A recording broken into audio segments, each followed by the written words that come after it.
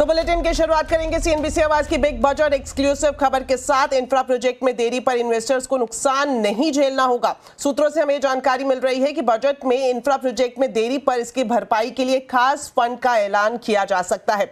इस बड़ी खबर पर ज्यादा डिटेल्स जानने के लिए अब सीधा जुड़ते हैं हमारे वरिष्ठ सहयोगी लक्ष्मण रॉय से। तो लक्ष्मण जी, सबसे पहले जानना चाहेंगे कि किस तरह से ये जो फंड है ये काम करेगा और साथ ही साथ इसकी जरूरत आखिर क्यों पड़ी?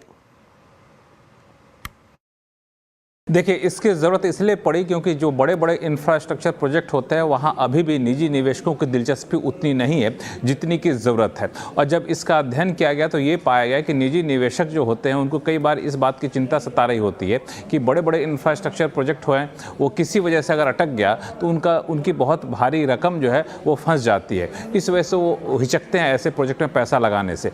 अब इस हिचक को दूर करने के लिए सरकार एक खास इंतजाम करने की तैयारी में है। वो ये कि सरकार एक रिस्क कवर फंड बना सकती है और उसका ऐलान बजट में किया जा सकता है। इस रिस्क कवर फंड का मकसद ये होगा कि जो भी ग्रीनफील्ड प्रोजेक्ट होंगे, इंफ्रास्ट्रक्चर प्रोजेक्ट, बड़े इंफ्रास्ट्रक्चर प्रोजेक्ट होंगे, वो अगर किसी सरकारी वजह से देरी हो जाते हैं, मिसाल के तौर पर जमीन अधिग्रहण मिलने में देरी होती है, पर्यावरण मंजूरी मिलने में देरी होती है, दूसरी कागजी कार्रवाई में देरी होती है और एक समय से ज़्यादा देरी हो जाती है, तो उनको जो नुकसान होगा डेवलपर को, इन्वेस्टर्स को, उस नुकसान का एक बड़ा हिस्सा सरकार वहन करेगी। इसके एक रकम का आवंटन किया जा सकता है बजट में और इसका मुख्य मकसद ये है कि बड़े बड़े इंफ्रास्ट्रक्चर प्रोजेक्ट में प्राइवेट इन्वेस्टमेंट को बढ़ावा दिया जाए।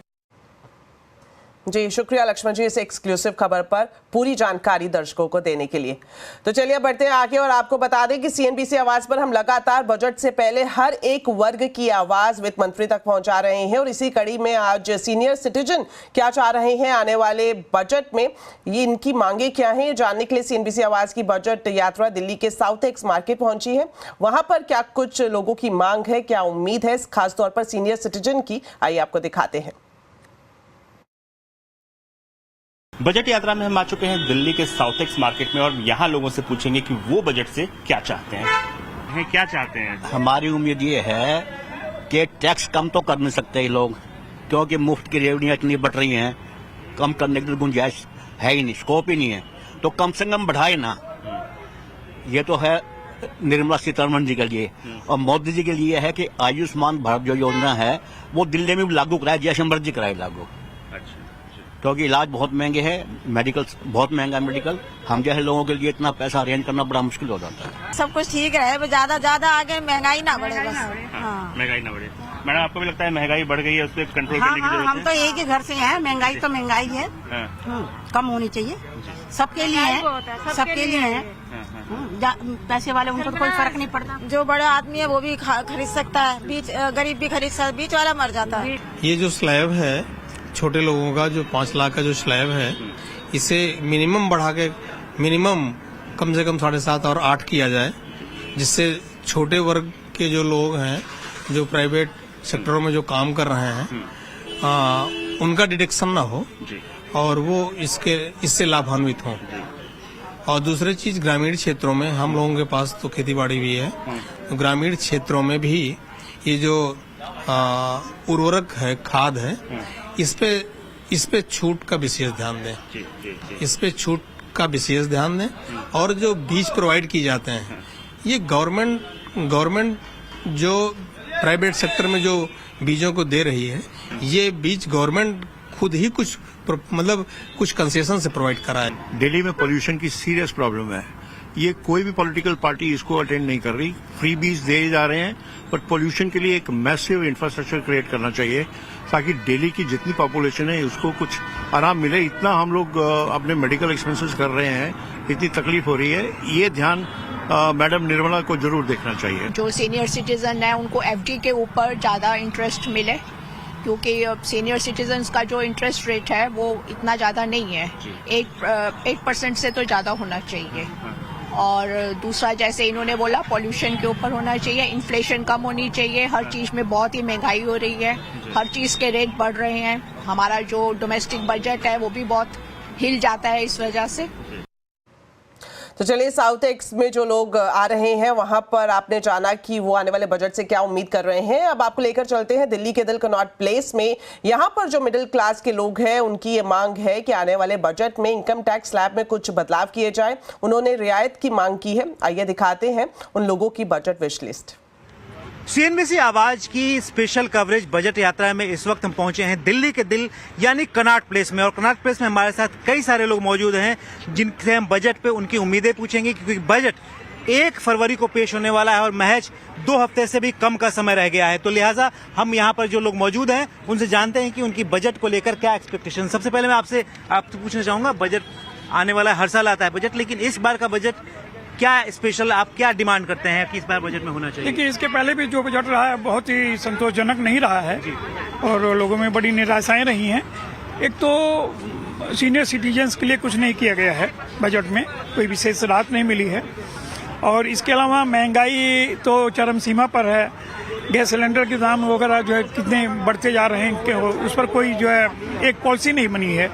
30% वाले स्लैब में मेरे इनकम का 30% या उससे ज्यादा चला ही जाता है। फिर मेरे जो इन्वेस्टमेंट्स हैं उसमें से भी चले जाते हैं। जो पैसे आपके 70% बचते हैं उसमें से भी आप जो भी परचेज कर रहे हो उसमें आप जीएसटी दे रहे हो, या फिर जो एडिशनल जो टैक्सेस लग रहे हैं, खाना खाओ उसमें टैक्सेस लग रहे हैं, कपड़ा खरीदो उसमें टैक्सेस लग रहे हैं, कि बर्डन भी बहुत कंसंट्रेटेड है। ऐसे नहीं है कि हर कोई टैक्स पे कर रहा है। जो लोग पीजीबीपी वाले हैं, जो प्रॉफिट गेन्स और बिजनेस प्रोफेशंस वाले हैं, उनके पास तरीका होता है वो टैक्स छुपा लेते हैं। सैलरी के पास कोई ऑप्शन नहीं, उनके पास कोई तरीका नहीं है। आपके टीडीएस चली जाती हैं, जो बचे पैसे होते हैं उस पर भी आप 50% टैक्स ही दे रहे होते हो।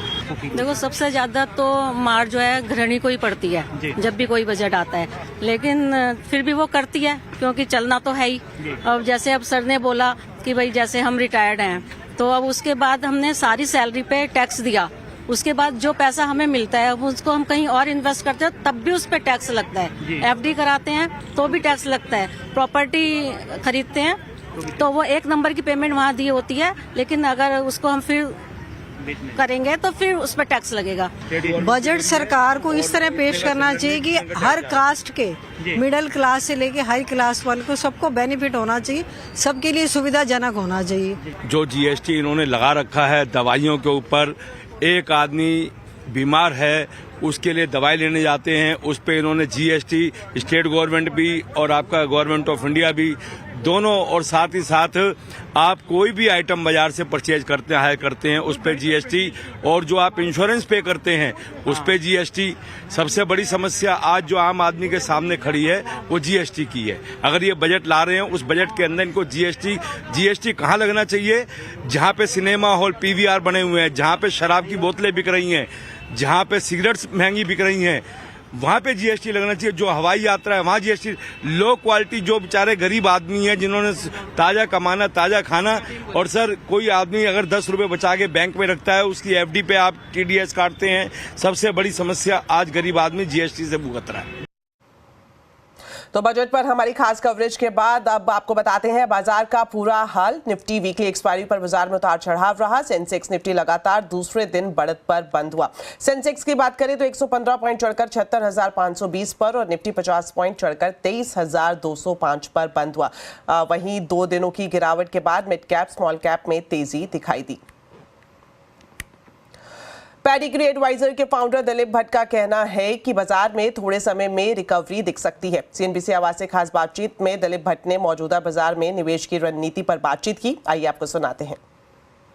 अभी ये सब सारे फैक्टर्स जो आ रहे हैं जिसकी वजह से मार्केट को बहुत क्लाउड कर रहे हैं, whether slow down in economy, the Trump factor, सब वही बात कर रहे हैं।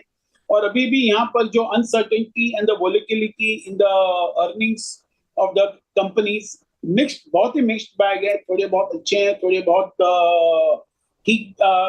ठीक है, काफी सारों में it's a matter of concern. तो मुझे लगता है ये सब मेरे हिसाब से एक अच्छी तरह से फैक्टरिंग हो गया है। तो यहाँ से एक, और जिस तरह से बजट भी सामने है और बजट को भी यही देखना पड़ेगा कैसे वो पुश करे।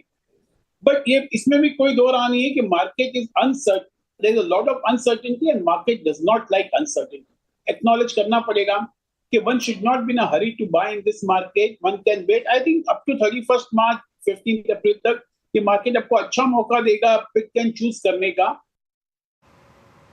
सोने की चमक लगातार दूसरे दिन कायम है। घरेलू बाजार में 10 ग्राम सोने का भाव 80,100 रुपए के पार निकल गया है, जिसमें जीएसटी और मेकिंग चार्ज शामिल नहीं है। वहीं अंतर्राष्ट्रीय बाजार की बात करें तो यहां भाव $2700 प्रति आउंस के पार निकल चुके हैं। भारतीय और इंटरनेशनल मार्केट में बढ़ती खरीदारी, रुपए में गिरावट के कारण कीमतों को तेजी मिली है। वहीं दूसरी तरफ इसके ठीक उलट वायदा में गोल्ड के भाव में नरमी है, लेकिन जानकारों का कहना है कि 2025 की पहली तिमाही में सोना 85 से 86 हजार रुपए का रिकॉर्ड हाई लेवल छू सकता है। रिलायंस इंडस्ट्रीज ने महाराष्ट्र में बड़े निवेश का ऐलान किया है। कल दावोस में हुए समारोह में रिलायंस और महाराष्ट्र सरकार ने 3,05,000 करोड़ रुपए के निवेश का ऐलान किया है। इसे लेकर कल दावोस में एमओयू साइन किया गया। रिलायंस इंडस्ट्रीज के non executive director Anant Ambani और महाराष्ट्र के मुख्यमंत्री देवेंद्र फडणवीस ने इसका ऐलान किया। ये निवेश new energy, retail, hospitality, hi tech manufacturing, telecom जैसे सेक्टर में होगा। अनंत अंबानी की लीडरशिप में ये निवेश पूरा होगा। इससे राज्य में करीब 3 लाख नौकरियों के मौके पैदा होंगे। It is an extreme honor and a moment of pride for me and for RIL as we embark on this remarkable MOU with the government of Maharashtra. RIL has always been deeply committed to the idea of New India under the visionary leadership of our Honorable Prime Minister Shri Narendra Bhai Modi ji. As the largest business group in India, we are spread across the country, furthering our commitment to build a great nation. In this regard, our 3,05,000 crore MOU spread across new energy, retail, hospitality, green power, high-tech manufacturing is the step in that direction. Reliance industry ने महाराष्ट्र सरकार के साथ एक MOU sign किया है, जिसमें Reliance industry Maharashtra में 3,05,000 करोड़ का निवेश करने जा रही है। भिन्न भिन्न क्षेत्रों में यह निवेश होगा, जिसमें petrochemicals, polyester, renewable energy, bio energy, green hydrogen, green chemicals, industrial area development, retail, data centres, telecommunication, hospitality और रियल एस्टेट, ऐसे वैरिड क्षेत्रों में ये इन्वेस्टमेंट होने वाली है। विशेष रूप से इसमें से एक बड़ी इन्वेस्टमेंट ये चूंकि सेवा क्षेत्र में जा रही है, तो इसके कारण बहुत बड़े पैमाने पर इससे नौकरियों का सृजन होगा, जॉब्स का क्रिएशन होगा और करीब करीब 3 लाख जॉब्स का क्रिएशन ये इन्वेस्टमेंट करेगी, ऐसा एक प्राथमिक अनुमान है। चलिए आप बुलेटिन में बात करते हैं दिल्ली के चुनावी दंगल की।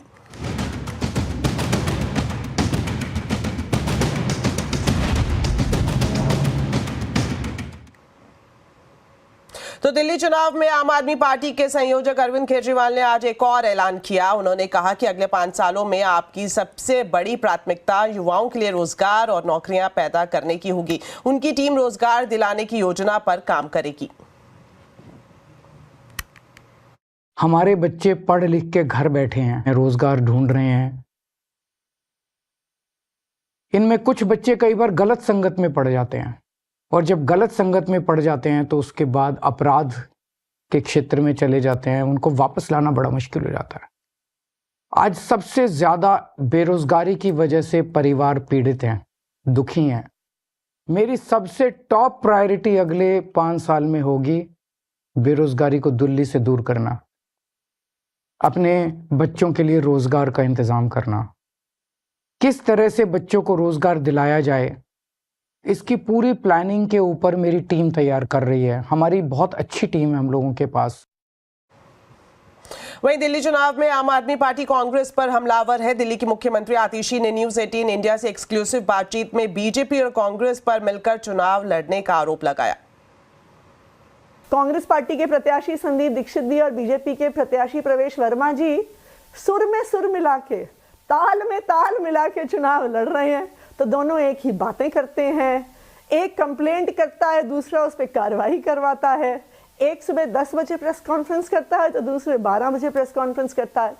तो ये बिल्कुल साफ है कि प्रवेश वर्मा जी और संदीप दीक्षित जी मिलकर ही चुनाव लड़ रहे हैं। तो राजधानी दिल्ली में चुनावी सरगर्मियां तेज है। राजनीतिक पार्टियां जहां एक तरफ एक दूसरे पर आरोप प्रत्यारोप की राजनीति में दिखाई दे रही हैं, वहीं दिल्ली की जनता के दिल में क्या है, ये जानने के लिए हम पहुंचे तिलक नगर विधानसभा क्षेत्र, जो कि पश्चिमी दिल्ली की एक जनरल कैटेगरी की सीट है। तो क्या है तिलक नगर की जनता का मूड, इसका मैंने जायजा लिया, आइए आपको दिखाते हैं। आम आदमी पार्टी के 3 बार से विधायक जरनैल सिंह यहाँ पर लोगों के बीच आ रहे हैं। चूंकि अब वोटिंग में कुछ ही दिन बचे हैं, तो पिछले 15 साल में क्या कुछ बदलाव किया इस इलाके के लिए, कौन से बड़े काम किए गए, तो इसका पूरा ब्यौरा हम खुद उन्हीं से ही लेंगे। तो सर, 15 साल 3 बार आप यहाँ पर रहे और अब चौथी बार एक बार फिर से आपको मैदान में उतारा गया है। तिलक नगर विधानसभा क्षेत्र के अंदर ऐसी कॉलोनियां भी थी जहाँ आज तक सीवर और पानी की लाइन ही नहीं डली थी। तो उन 65, 70 साल पुरानी कॉलोनी के अंदर पानी सीवर की लाइनें डलाई। एक मुझे तो बड़ा अच्छा काम लगता है जो लोगों के आदेश से मैं कर पाया कि तिलक नगर विधानसभा क्षेत्र में एक बहुत बड़ा कूड़े का खत्ता होता था, कूड़े के पहाड़ थे। उस जगह को हमने एक सुंदर पार्क के अंदर तब्दील किया और लोगों के पास जो खेलने की सुविधाएं हैं, जो आउटडोर गेम्स हैं, उनकी बहुत ज्यादा लिमिटेशन थी। यही वजह है कि लोग मोबाइल में ज्यादा बिजी भी रहते हैं। तो मैंने वो एक स्पोर्ट्स कॉम्प्लेक्स का काम शुरू करवाया, जिसमें पहला फेज स्टार्ट भी हो चुका है। तो चौथी बार आप आ रहे हैं तिलक नगर विधानसभा क्षेत्र की जनता लेके आ रही है और तानाशाही को मुंह तोड़ जवाब।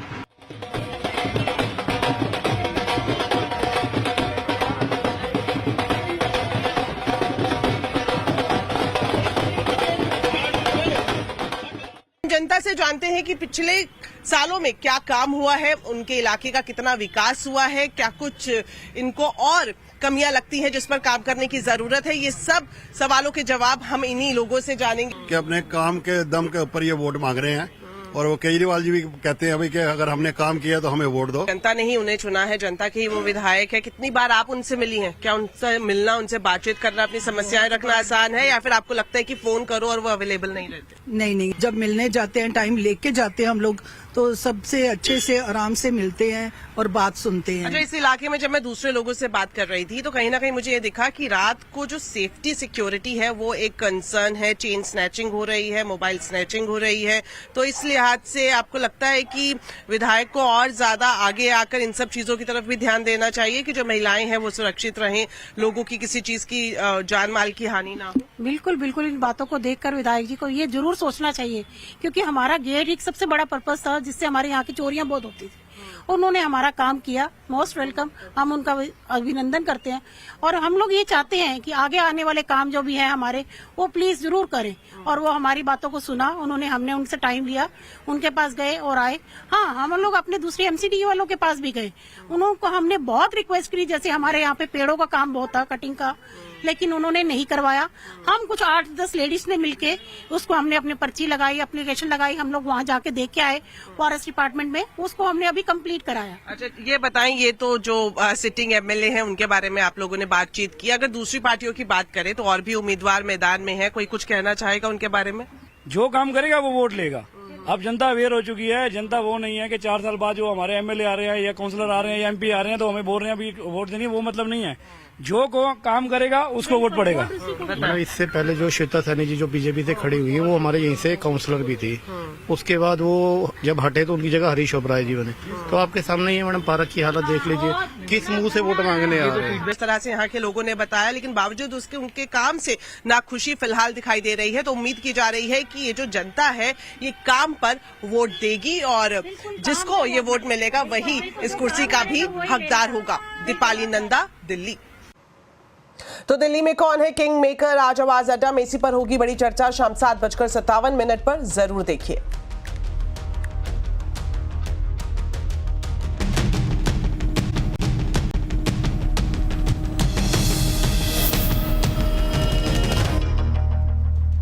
ब्रेक के बाद आपका स्वागत है। अमेरिका से गैर कानूनी घुसपैठियों को लेकर ट्रंप प्रशासन की सख्ती के बीच विदेश मंत्री एस जयशंकर ने साफ किया कि भारत गैर कानूनी तरीके से विदेश में रह रहे भारतीयों को वापस लाने के लिए तैयार है। साथ ही जयशंकर ने H-1B वीजा मामले पर अमेरिका के विदेश मंत्री मार्को रूबियो से भी बातचीत की। उन्होंने कहा कि वीजा प्रक्रिया के सिस्टम को वो समझते हैं, लेकिन कानूनी तरीके से लोगों के आने जाने को बढ़ावा देना दोनों देशों के हित में है। अगर वीजा लेने के लिए 400 दिन का इंतजार करना पड़ेगा तो इससे कोई फायदा नहीं होगा। We have a position on mobility which is a principal position, applies to all countries. As a government, we obviously are very much supportive of legal mobility because we do believe in a global workplace. We want Indian talent and Indian skills to have the maximum opportunity at a global level. At the same time, we are also very firmly opposed to illegal mobility and illegal migration. We have always taken the view that if there are any of our citizens who are not here legally, if we are sure that they are our citizens, we have always been open to their legitimate return to India. तो चलिए इसी के साथ bulletin में इतना ही, लेकिन जाने से पहले आपको बताते हैं आज के कंज्यूमर अड्डा के टॉपिक के बारे में। मेंटल हेल्थ हेल्पलाइन टेलीमानस पर सबसे ज्यादा कॉल रिश्तों में उपजे तनाव को लेकर आ रही हैं। तो क्यों बढ़ रहा है रिश्तों में तनाव और कैसे मैनेज करें ये टेंशन, जानने के लिए जरूर देखिए आज का कंज्यूमर अड्डा शाम 5:57 पर।